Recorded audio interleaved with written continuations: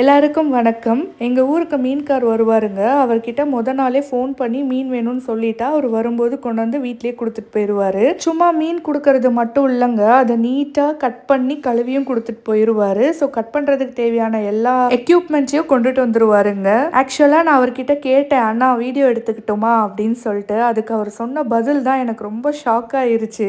எடுத்துக்கோங்கம்மா, நான் எப்படி கட் பண்ணுறேங்கிறத நல்லா அழகாக வீடியோ பிடிச்சி போடுங்க அப்படின்னு சொன்னார். இதை சொன்ன உடனே எனக்கு என்னன்னு தோணுச்சுன்னா, அடேங்கப்பா நம்மளோட ஒருத்தர் ரொம்ப எந்துவா இருக்காரு அப்படின்னு நினச்சிக்கிட்டேங்க. அதுக்கப்புறம் இன்னொன்று சொன்னார், நமக்கு என்ன தெரியுதோ அது நம்மளோட போயிடக்கூடாது, நம்மளோட அடுத்த ஜென்ரேஷனுக்கும் அதை சொல்லி கொடுத்துட்டு போகணும் அப்படின்னு சொன்னாருங்க. அது ரொம்ப நல்லா இருந்துச்சு அவர் சொல்லும்போது கேட்குறதுக்கு.